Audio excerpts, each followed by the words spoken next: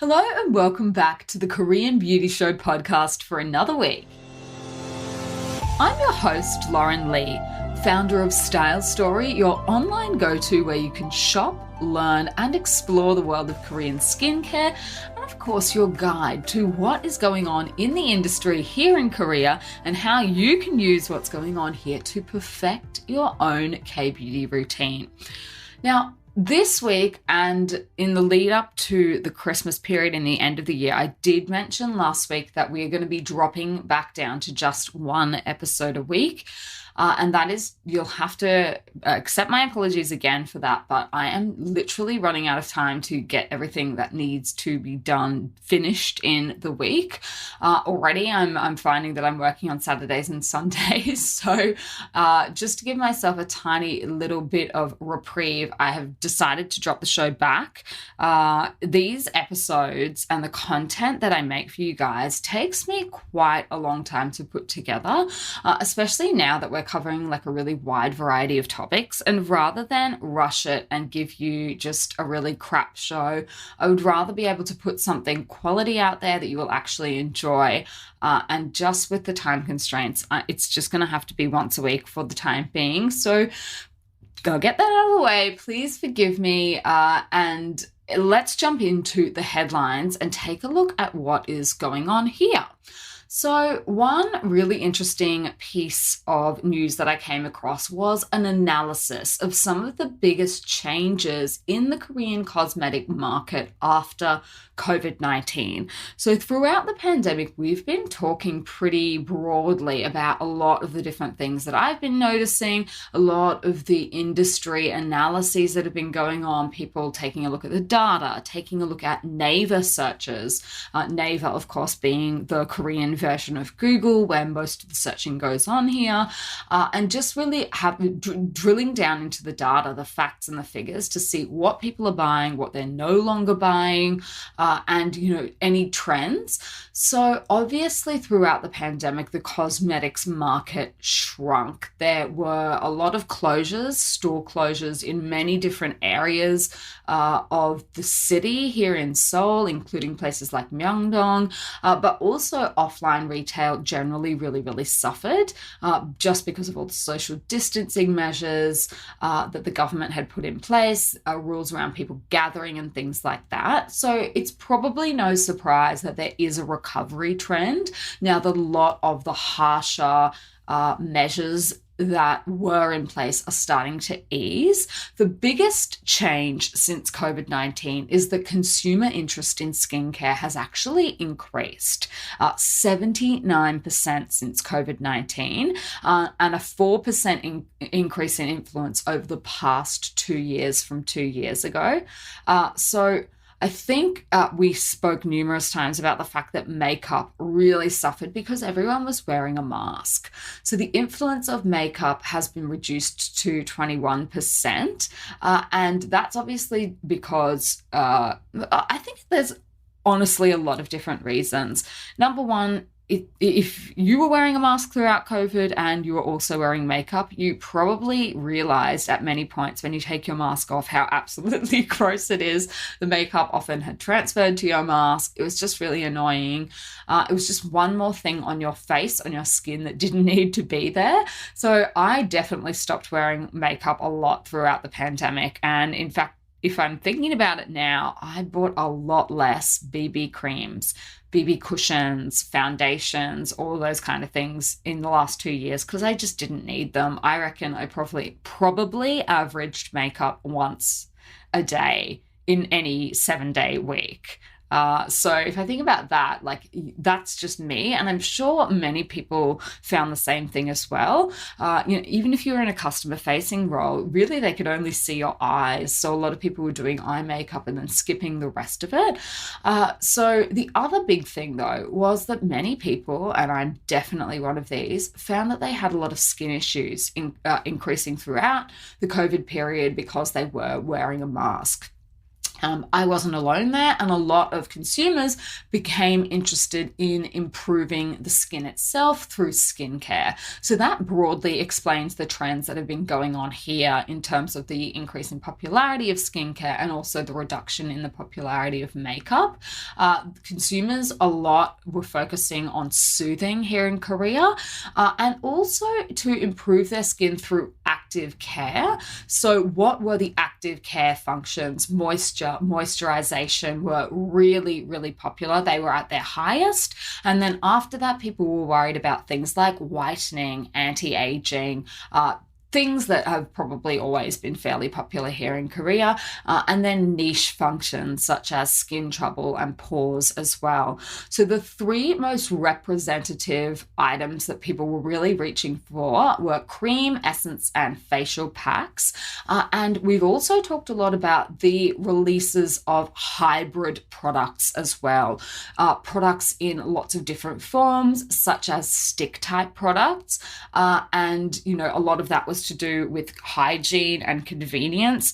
We ran through the untacked skincare trend that people were reaching for products that they didn't have to touch the product and then touch their face.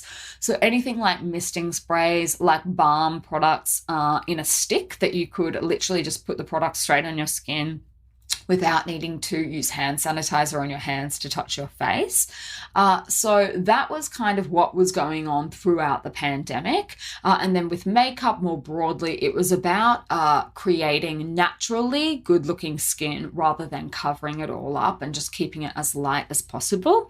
Lip makeup is on the increase. It's recovering on a fairly limited basis. Things like lip tints and lip balms are increasing their sales. The other thing is that clean beauty and vegan beauty has firmly cemented itself here in Korea.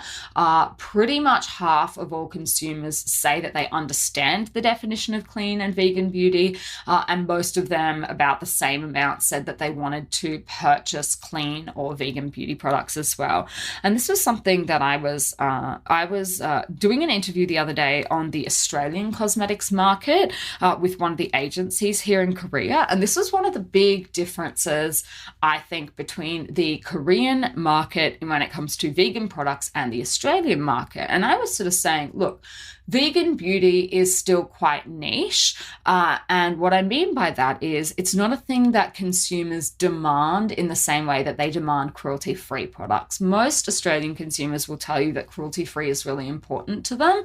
But when it comes to vegan, if people aren't vegan themselves and don't follow a vegan diet or lifestyle, then there's not the same demand for vegan cosmetics.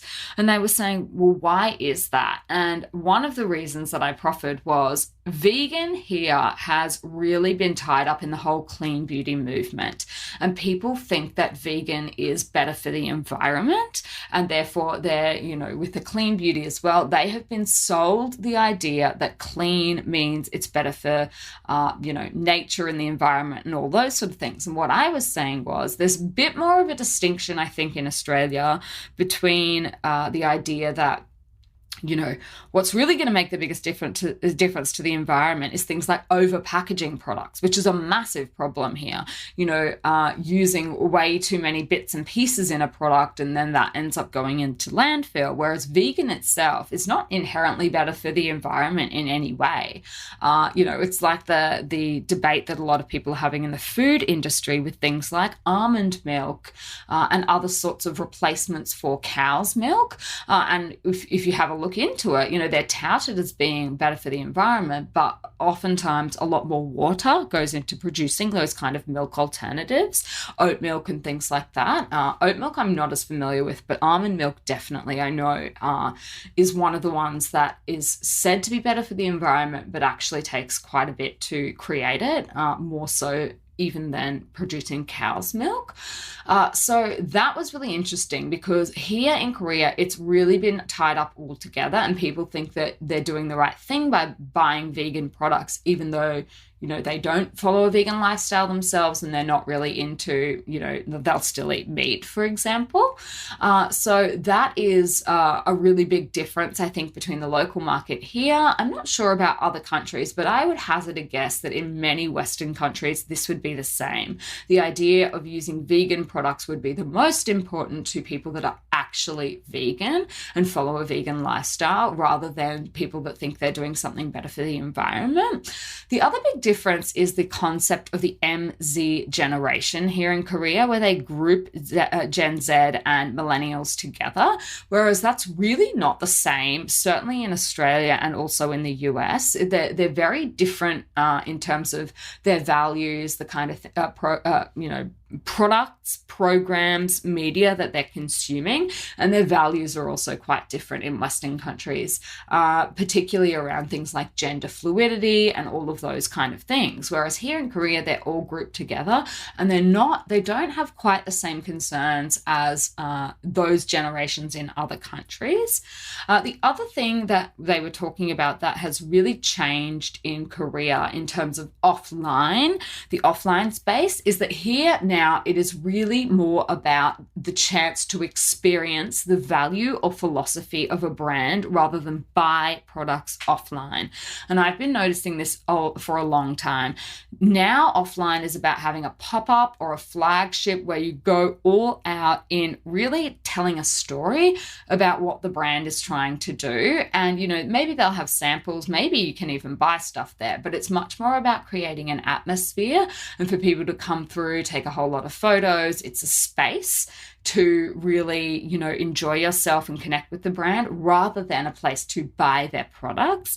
And I think that's still a little bit different than what is happening overseas. Like, I think most of the people that head into an Ulta Beauty in the States or Sephora anywhere else, they're there to buy. They're not there to have an experience of beauty. They are really there to purchase products.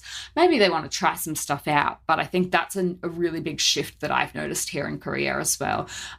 And you probably will too if you come over on a holiday or whatnot and see what's going on.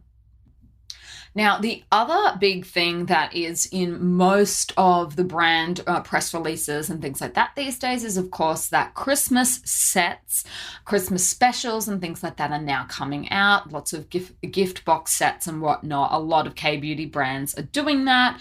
We have our own entire section of the website now up on stylestory.com.au. If you head over to the website, you will see we've got a Christmas gift section. We've got a couple of limited edition sets, including a Jelly Skin holiday gift set, which is Jellicoe's limited edition gift set. It includes our sleeping mask, a full size, the mask brush that goes with it. We've also got a kit with our scrunchies, 2 of the cherry on top scrunchies, and a couple of samples all done up in its own box as well. So that is the holiday gift set. We've also have a couple of really cute little secret Santas or Kris Kringles. At this time of the year, a lot of people need to go and, give something small, maybe for the office secret Santa or whatnot. You don't want to spend a whole lot of money. So we've got a secret Santa K-beauty set for $15 up on there. We have, of course, our gift card options as well are quite popular at this time of the year, and you can choose how much you want to spend on that person as well. That's another really good option.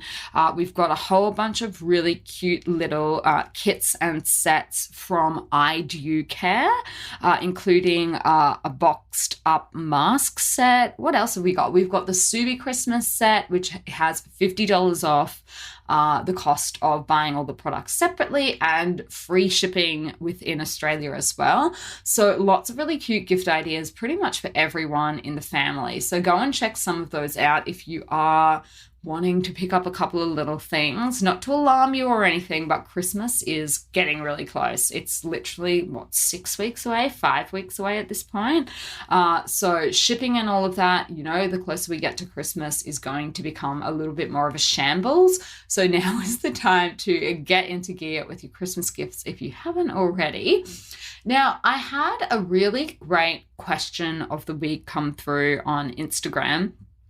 someone was asking me about the grits method and whether I had an episode on the grits method. And I don't know if I don't think I have an entire episode on it, but I've definitely talked through it before.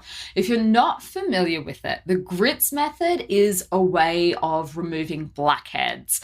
It's a really good, effective way. I've been using it for years, probably since 2015, I would say.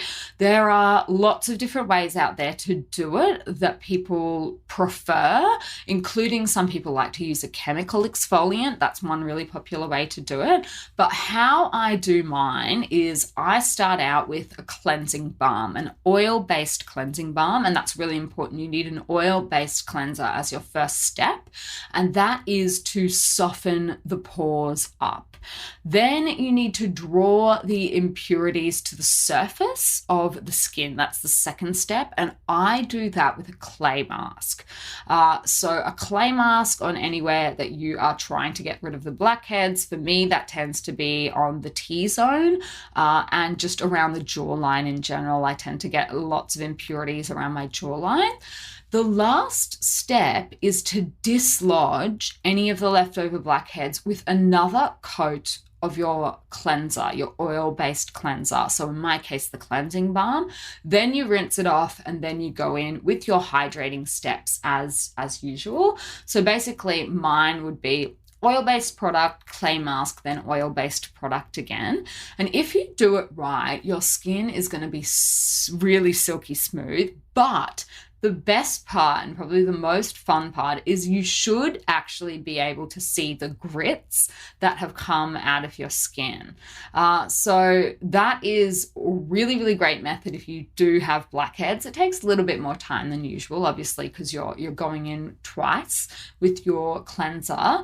And like I said, some people do like to add a chemical exfoliant in there. I just need to be a little bit careful about using them in my routine because I've got really dry skin.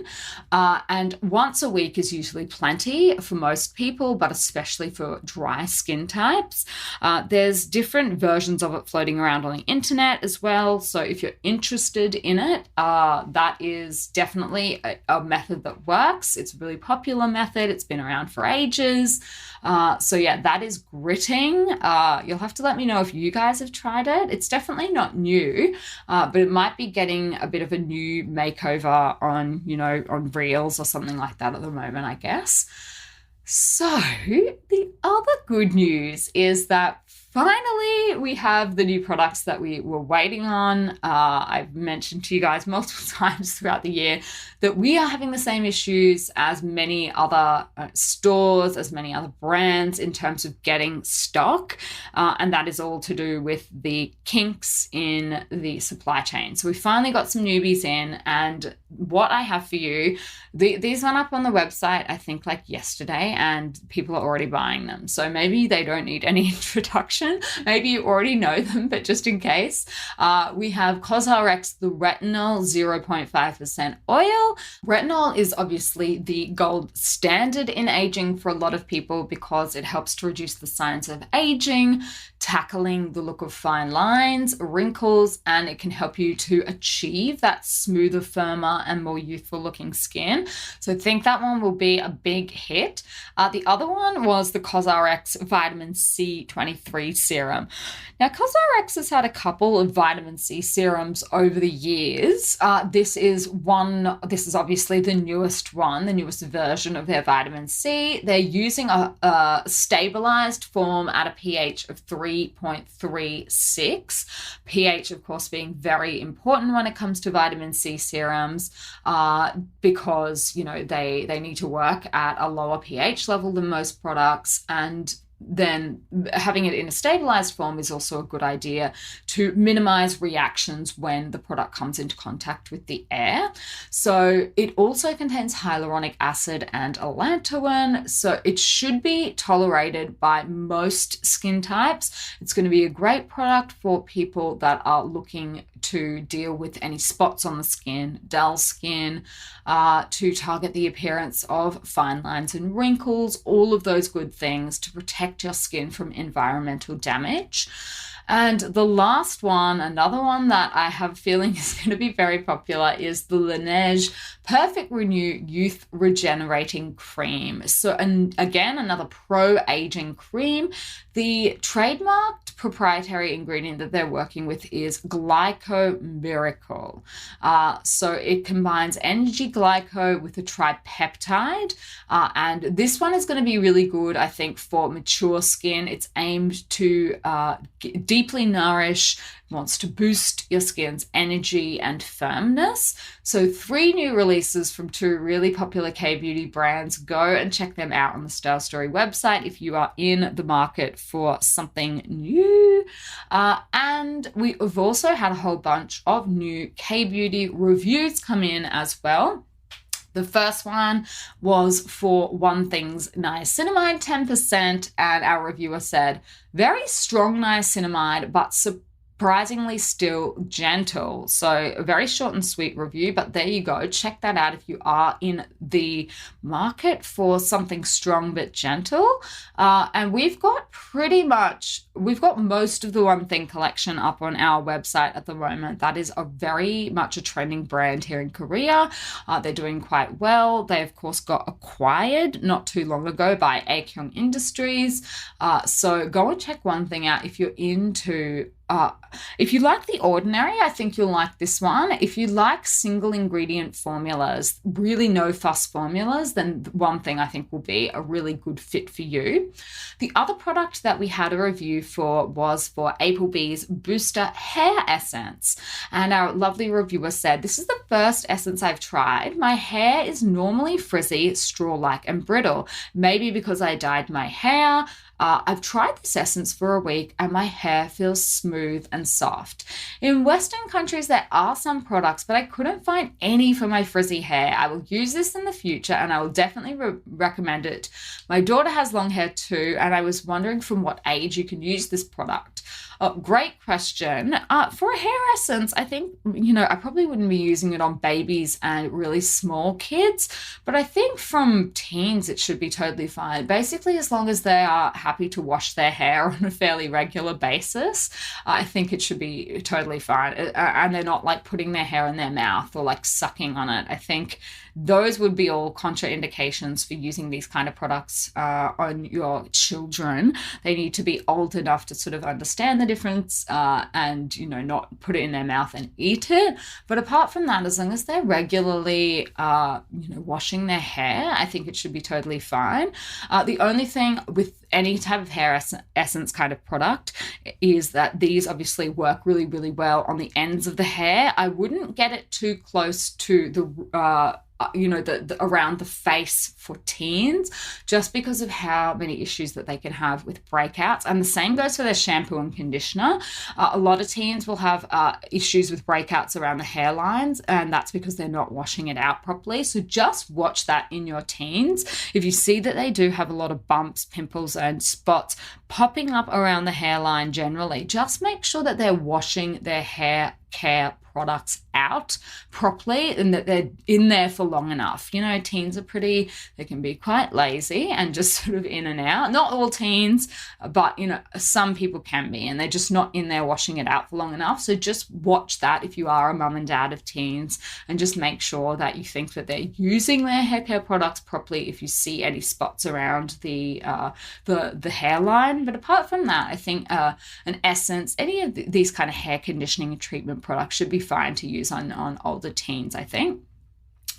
The last review that we had come through was for Jellicoe's Cinnamon Toast Sugar Scrub Foam, and our reviewer said, so good. I love this so much. My skin has never felt softer and it smells so yummy.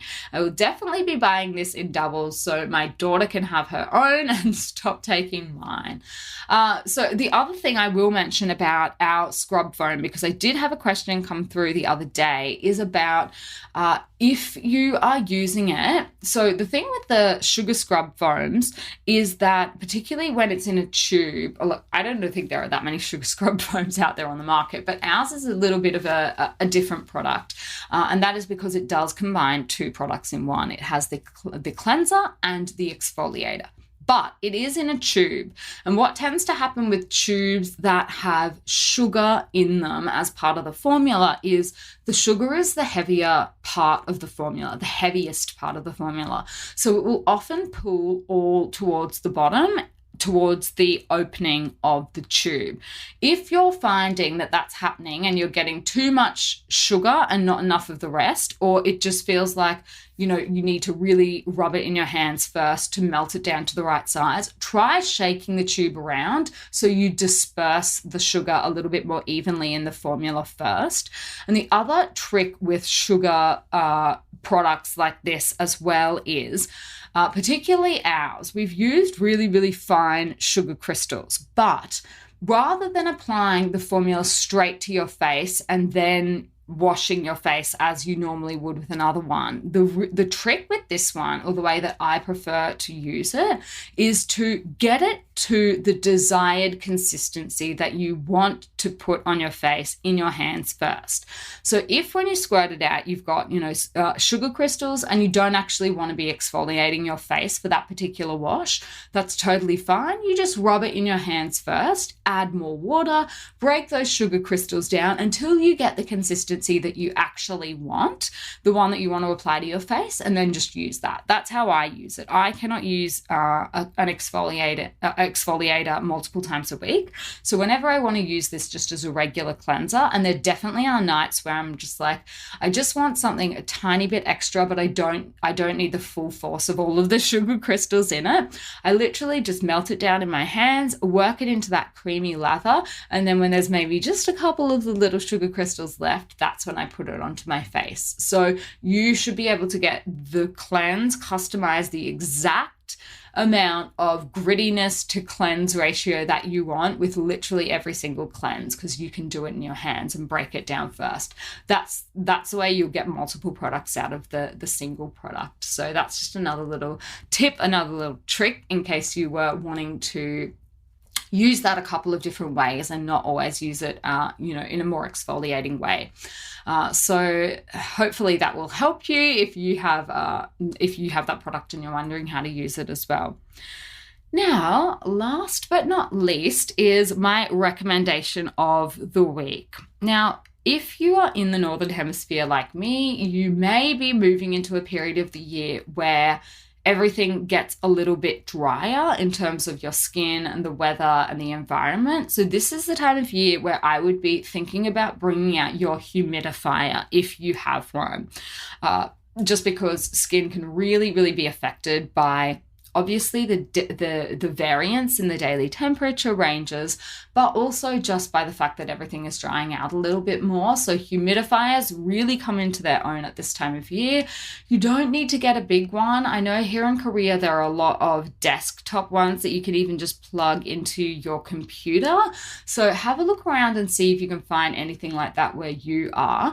If you are a dry skin person who is heading into summer, and I know a lot of people will fall into that category, I've had a couple of people reach out to me from Australia, then this is the time of the year where, you probably don't need to be going over the top with your cleansing. If you still have dry skin at this time of the year, then maybe just drop it back to the once a day. Obviously, if you're feeling oily, you can cleanse twice a day, but that's just one quick, simple thing that can help, is just to limit your cleansing just to the nighttime when you need to get rid of your sunscreen and or makeup. So just watch that if your skin is drying out. Even if you live in really like a humid place, like where I'm from in Queensland, that sometimes it doesn't stop the skin from just drying out a bit. Particularly at the moment, we are still moving into the new season, so there will be just a higher variance of the temperatures. The weather in Australia also has been quite weird over the last couple of years. Everyone keeps telling me. I haven't been back personally, but if you fall into that category, then just know that your skin might have a few additional needs as well. So that's my recommendation. Just look into ways that you can, some quick wins to minimize dryness. That will have a really big impact on your skin. For those of us in the Northern Hemisphere, humidifiers are a really great way to go about it. So I'm going to wrap it up here. I will be back next week with our deep dive, our in-depth episode. I hope you have a good rest of the week, and until we chat next time, I will see you on Style Story.